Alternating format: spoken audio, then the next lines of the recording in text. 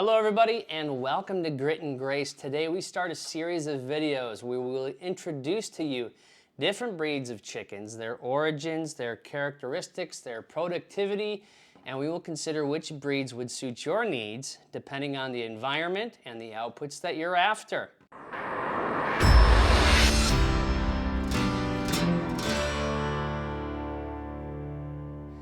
Currently here at Grit and Grace, we warehouse 15 chickens and one female Peking duck. Interestingly enough, other than the duck, we did not purchase a single one of these birds. It's January and it's a good time to start thinking about your early spring purchases. By getting some homework done today, you'll be off to a good start. And today we'll be looking at the humble Buff Orpington. Now, before we explore this breed, let's establish a poultry checklist of sorts that you should work through before you move on any purchase of bird. It will ensure that when you do make your move, it will be well informed and it will keep you from having any unexpected complications. All right, number one, check to see, are you subject to any restrictions or prohibitions in local ordinances that would prevent you from owning any birds? And part two of that question, if you are, do you care? Now, perhaps you're one of the people who figures it's easier to ask forgiveness than it is to ask permission. And I'm not advocating for or against this. This is your property, so you do whatever it is you decide to do. In full disclosure, 12 of the chickens that we have right now, we have precisely because this happened. That's right. A family member purchased these birds only to find out they were one of the only towns that had an ordinance against ownership.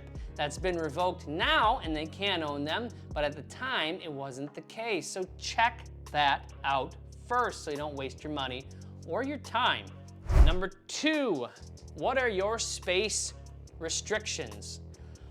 Some birds are better suited for restrictive and confined environments. And other breeds require wide open spaces because they are ferocious foragers and they're full of energy. Make sure that your space is conducive to the breed that you choose. You don't want to get a bird that requires open spaces and then keep it confined because that bird's not going to be productive or happy and it's going to be a waste of your time. Remember, the chickens you order should be adding to a symbiotic relationship. That's right. You're putting inputs in, they're giving you outputs back. So you want to make sure that you guys are working together synergistically for the best results. Number three, what climate do you live in? There are many breeds that are well suited for a particular environment, and it's crucial to make the appropriate choice so that your birds both produce well and survive in your climate. Number four, ask yourself, are you looking for high egg producing birds or are you looking for meat birds? Perhaps you're looking for a compromise of both.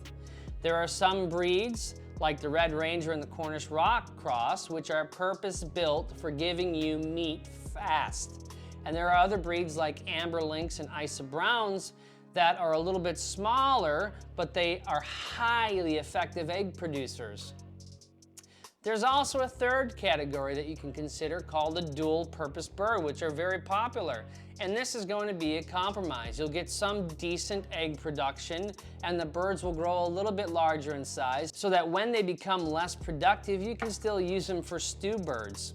Then there's another breed of birds that are referred to as bantams, and these are very small birds and they produce very small eggs and they're very small in stature. They're pets or show birds at that. So make sure you know what you're ordering at the time and the requirements that are required for that breed of bird so that you set yourself up for success.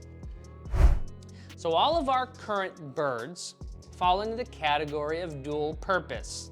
Of these dual-purpose birds, we have 6 that are Buff Orpingtons, which we'll be looking at today. In addition, we believe we have 2 Americanas, 2 Olive Eggers, 4 Mystic Marins, and 1 roadside rescue that we believe is a silver or golden-laced Wyandotte. And to top it all off, we have that 1 Peking duck, which is the last of 24 ducks that we had. Now with that in mind, let us look at the humble Buff Orpington. The categories that we'll be exploring with this bird will be origin, climate needs, productivity, and characteristics. First, the origins of this bird. This is a heritage breed bird, which means this bird was bred and crossbred prior to commercialization of poultry production. So this bird existed and started back in 1866, originally bred by William Cook, and it hails from Orpington, Kent, England. Now, just exactly which breeds were used to create this buff are under some controversy or some challenge depending on the sources you see. So I'm not 100% certain, but it is a crossbreed heritage bird.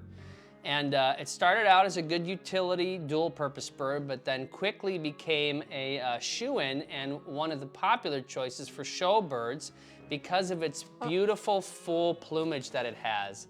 As you can see, lots of beautiful feathers, especially down by the legs and the feet. And so these feathers also lend it to being a very good cold climate bird. It is good both in the heat and the cold. It's able to puff out its feathers and really trap in the heat. A few things to keep in mind with all chickens is to specifically pay attention to the comb, the wattle, and the feet in cold climates because they are susceptible to frostbite, much like the human appendages. To protect it, you can put some petroleum jelly on the comb and wattle and make sure that its environment is free from moisture. With all chickens, moisture is a real problem for birds. It will lead to bacterias and funguses and respiratory illnesses if you do not keep them in a cool, dry environment. Now moving on to productivity. This bird, because it's a dual purpose, you will sacrifice some egg production for a bird that also can produce some meat. Now, even these birds here aren't particularly large, so I feel like the sacrifice of the dual purpose is not really worth it. I think you're much better off dichotomizing your flock, essentially. Choose the egg layers for the eggs and meat birds specifically for meat. Now, a very good egg layer will lay somewhere between 240 to 300 eggs a year. This bird will lay somewhere between 180 and 230. So if your goal is to maximize egg production, don't go with this bird. And we would not recommend this bird. And going forward in the future, we won't be purchasing more of these birds. Now, let's examine the characteristic traits, and that's probably one of the greatest strengths of this bird if you're keeping it for a backyard chicken or if you have young kids, because this bird, it is a heritage breed bird, which means it will intrinsically show more chicken-like characteristics than commercially crossbred counterparts. So you can expect to see this bird dust bathing, aggressively foraging. It's going to be very happy perched, and it's also going to be a very good egg layer. Just naturally it will want to sit and incubate eggs. As far as temperament and behavior, these chickens are wonderful. They're very docile, they're very submissive, they're not too loud, they're very social. They enjoy being held, and you can pet them and you can talk to them and carry them around, and they're just happy to be with you. As far as colors go, you can find them most commonly in this golden color, but you can also find them in black, blue, and white colors.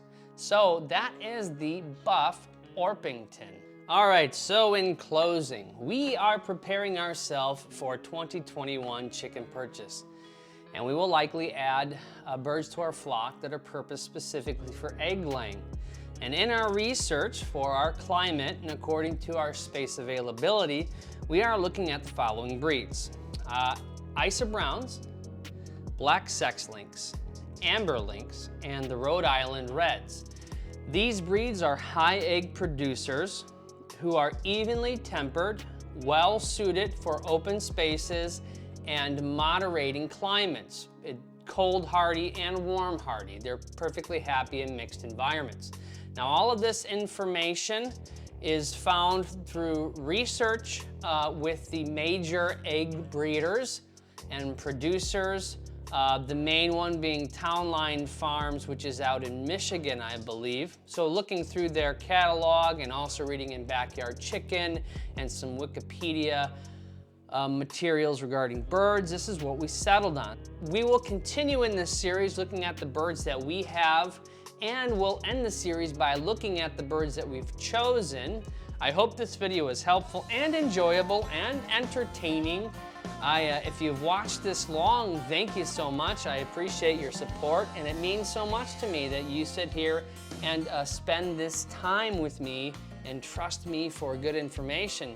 So, if you have anything to add, go ahead and drop it in the comments below. If you have any further questions, go ahead and hit me up there as well.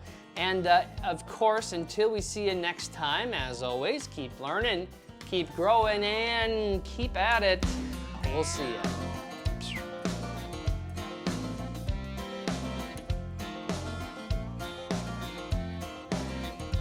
I don't want your butt over here. I don't want you pooping on me, all right?